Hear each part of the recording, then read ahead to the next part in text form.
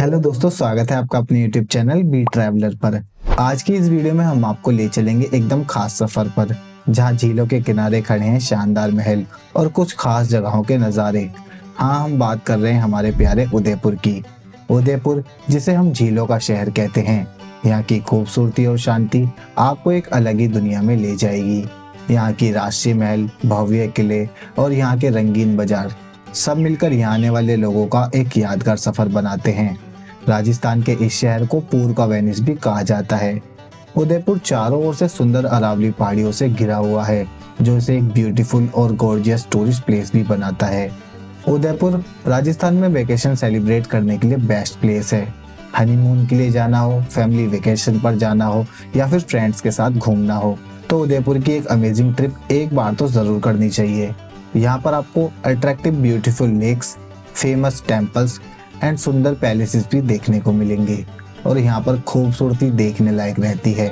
और हाँ, यहाँ की खाने की तो बात ही कुछ और है। दाल बाटी चूरमा से लेकर मिर्ची बड़ा तक सब कुछ आपके मुंह में पानी ला देगा। साथ ही यहाँ के बाजारों में घूमकर आपको देसी कलाकारी का भी मजा देखने को मिलेगा। तो दोस्तों, तैयार हो जाइए इस खूबसूरत सफर के लिए।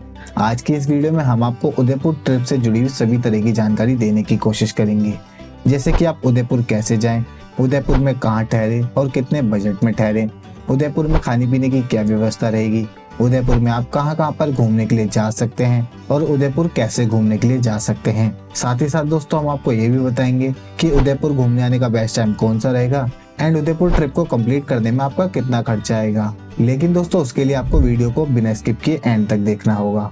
तो चलिए दोस्तों, उदयपुर की इस अमेजिंग यात्रा को शुरू करते हैं।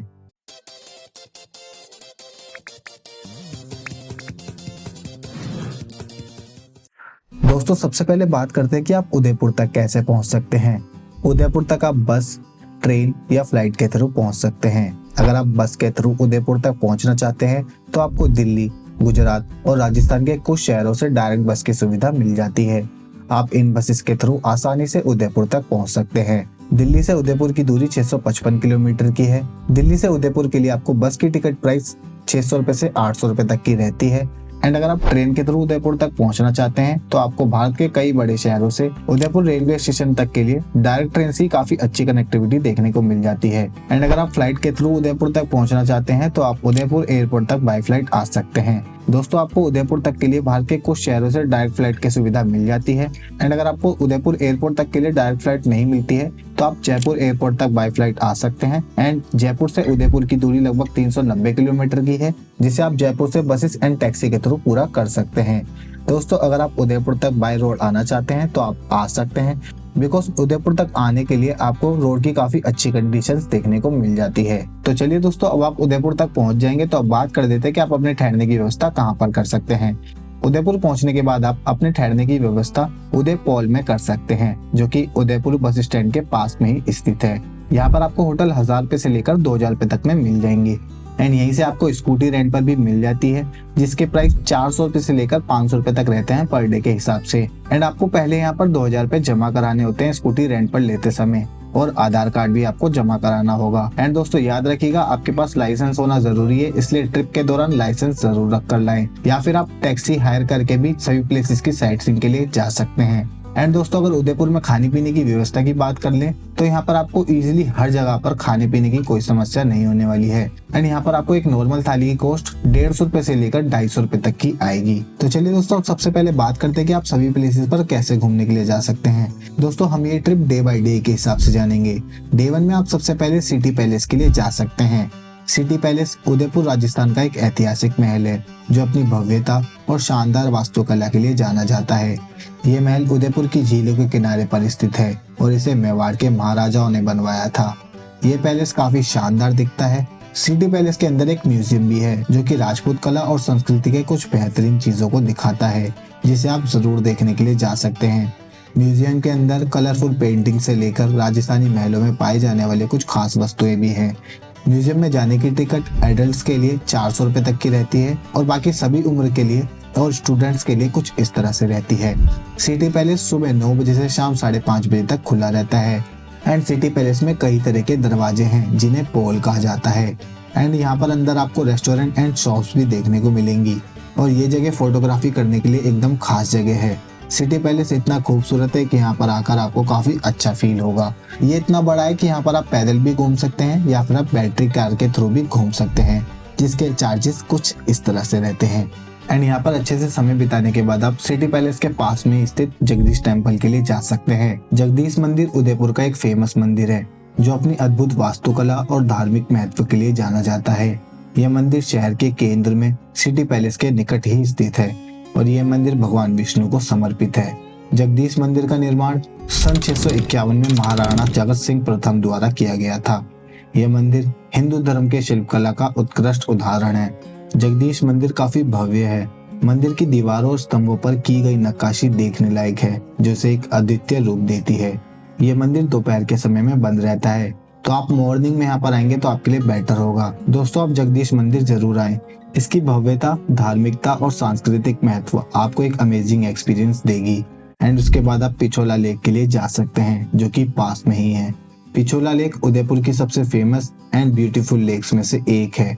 ये झील अपनी शांत जलवायु, शानदार दृश्यों और ऐतिहासिक महत्व के लिए जानी जाती है। पिछोला लेक इतनी खूबसूरत है कि आपका इसको देखते रहने का बहुत ही मन करता रहेगा। इसके अमेजिंग व्यू को आप देखते ही रह जाएंगे। एंड फोटोग्राफी करने के लिए ये जगह कुछ खास ही है। इसके किनारे बैठकर आप इन शानदार नज़ारों का लुत्फ उठा सकते हैं। एंड या फिर आप पिछोला लेक में बोटिंग को भी एंजॉय कर सकते हैं। पिछोला लेक में बोटिंग करने के चार्जेस कुछ इस तरह से रहते हैं और जब आप बोटिंग करते हैं तो आपको जग मंदिर, city palace, Ambrai restaurant and Sajjangarh palace के अमेजिंग नज़ारे देखने को मिलेंगे। एंड पिछोला लेक में अच्छे से एंजॉय करने के बाद आप करनी माता टेम्पल के लिए जा सकते हैं, जो कि एक पहाड़ी पर स्थित है और इस मंदिर तक आप पैदल जा सकते हैं, जिसमें आपको लगभग आधे घंटे की चढ़ाई करनी होती है, या फिर आप रोपवे के थ्रू जा सकते हैं, जिसकी टिकट 113 रुपये पर पर्सन की रहती है, जो कि दोनों तरफ की होती है। करनी माता मंदिर उदयपुर का एक प्रसिद्ध और ऐतिहासिक धार्मिक स्थल है। यह मंदिर करनी माता, जिन्हें नवग्रह का अवतार माना जाता है, उनको समर्पित है। आप करनी माता जी के दर्शन कर सकते हैं। मंदिर की वास्तुकला बेहद ही भव्य दिखाई देती है, जिसकी दीवारों पर सुंदर नक्काशी की गई है, जो राजस्थानी कला का एक अमेजिंग उदाहरण है।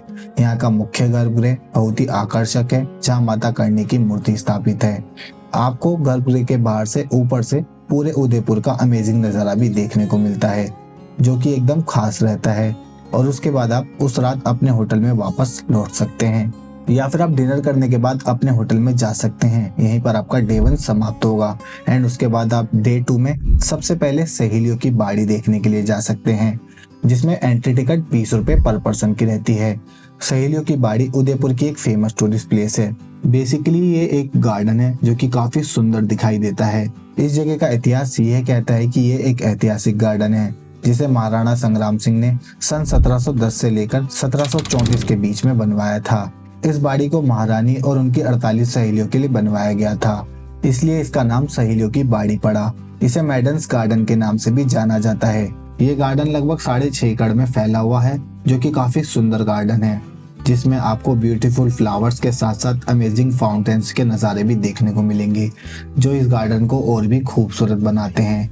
एंड यहाँ पर अच्छे से समय बिताने के बाद आप और फोटोग्राफी करने के बाद आप सज्जनगढ़ पैलेस के लिए जा सकते हैं।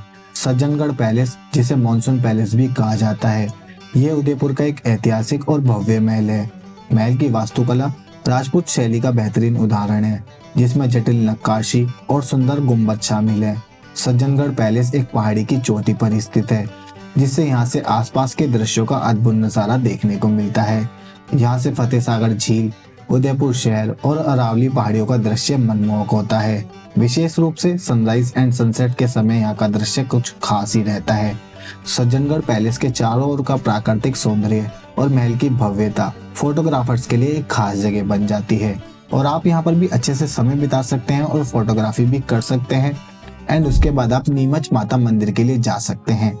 ये मंदिर भी एक पहाड़ी पर स्थित है। अब इस मंदिर तक भी आप पैदल जा सकते हैं, जो कि 15 से 20 मिनट का रास्ता रहता है, या फिर आप रोपवे के थ्रू जा सकते हैं, जिसकी टिकट 185 रुपये पर पर्सन की रहती है, जो कि दोनों तरफ की रहती है।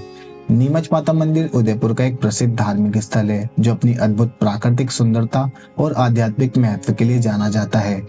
ये मंदिर नीमच माता जी को समर्पित है, जो देवी दुर्गा का एक अवतार मानी जाती है। मंदिर चारों ओर से पहाड़ियों और हरियालियों से घिरा हुआ है, जो कि यहाँ के माहौल को और भी अमेजिंग बनाता है।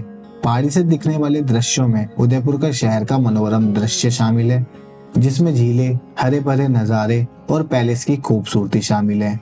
ऊपर से वातावरण शांत और आध्यात्मिकता से भरपूर रहता है। आपको यहाँ पर जरूर आना चाहिए। एंड उसके बाद आप वापस नीचे आकर महाराणा प्रताप स्मारक देखने के लिए जा सकते हैं, जिसकी एंट्री टिकट 140 रुपए पर पर्सन की रहती है। इस स्मारक के अंदर एक म्यूजियम भी है, जिसे वीर भवन कहते हैं, जिसमें महाराणा प्रताप के समय से जुड़ी कुछ खास कहानियां हैं एंड उस समय से जुड़ी कुछ खास वस्तुएं भी।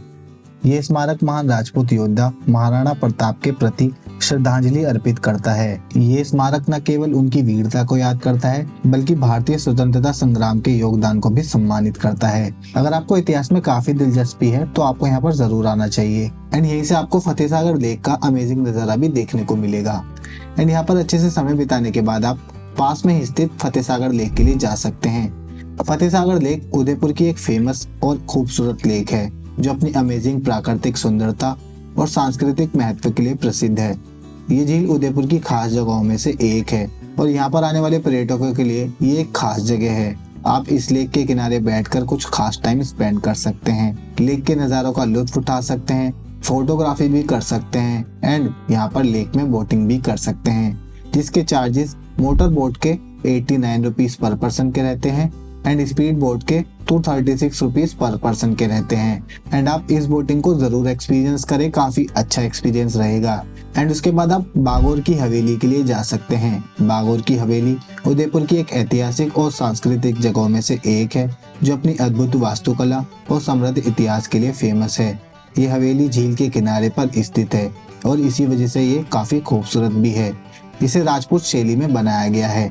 बागोर की हवेली का निर्माण 18वीं शताब्दी में किया गया था और ये मेवाड़ के राजा सवाई जयसिंह द्वितीय के समय की है और ये हवेली उस समय की रॉयल फैमिली की निवास स्थान भी मानी जाती है। समय के साथ इसे म्यूजियम में बदल दिया गया है, जहाँ टूरिस्ट राजपूत संस्कृति और विरासत के बारे में जान सकते हैं। आप यहाँ पर आ सकते हैं एंड उसके बाद आप शाम के समय उसी के पास में ही स्थित गंगौर घाट के लिए जा सकते हैं। आप इस घाट के किनारे बैठकर उदयपुर के कुछ खास नज़ारों का लुत्फ उठा सकते हैं। शाम के समय आसपास का नज़ारा काफी अमेजिंग रहता है। यहाँ पर भी आप अच्छे से बैठ सकते हैं, टाइम स्पेंड कर सकते हैं एंड उसके बाद आप वापस अपने होटल के लिए जा सकते हैं। यहीं पर आपका डे 2 भी समाप्त होगा। और दोस्तों, इसी के साथ आपकी उदयपुर की 2 दिन की ट्रिप समाप्त होगी। मेरे हिसाब से उदयपुर घूमने के लिए आपके 2 दिन सफिशिएंट है। अगर आपके पास उदयपुर में घूमने के लिए और भी समय है या फिर आप उदयपुर में और भी जगहों पर घूमना चाहते हैं, तो आप डे 3 में Udai Sagar lake, Ambrai Ghat and Nehru garden के लिए जा सकते हैं। तो दोस्तों, यहीं पर आपकी उदयपुर ट्रिप कंप्लीट हुई। अगर बात करें यहाँ पर आने का बेस्ट टाइम कौन सा रहेगा, तो आप यहाँ पर मानसून के टाइम में आ सकते हैं या फिर आप अक्टूबर से मार्च के बीच में आ सकते हैं, क्योंकि इस समय यहाँ का मौसम एकदम बेस्ट रहता है, जो कि यहाँ पर घूमने के लिए एकदम अच्छा मौसम रहता है। एंड अगर बात करें कि इस पूरी ट्रिप को कंप्लीट करने में आपका कितना खर्चा आएगा, तो इस पूरी ट्रिप को कंप्लीट करने में एक पर्सन का खर्चा 3500 रुपए से लेकर 4000 रुपए तक का आएगा और आप जितने ज्यादा लोग होंगे उतना ही आपका खर्चा कम होता चले जाएगा। तो दोस्तों, आज की वीडियो में बस इतना ही। आई होप आपको मेरी इस वीडियो से उदयपुर ट्रिप से जुड़ी सभी तरह की इन्फॉर्मेशन डिटेल में मिली होगी। अगर फिर भी कोई क्वेश्चन मुझसे छूट गया है तो आप हमें कमेंट करके पूछ सकते हैं या फिर आप हमें फेसबुक या इंस्टाग्राम पर मैसेज करके भी पूछ सकते हैं। हम आपको वहाँ पर भी इसी तरह की जानकारी देते रहते हैं। आई होप आपको मेरी ये वीडियो पसंद आई हो। अगर आपको मेरी ये वीडियो पसंद आई हो तो वीडियो को लाइक करें और अपने दोस्तों और परिवार के साथ वीडियो को ज्यादा से ज्यादा शेयर करें।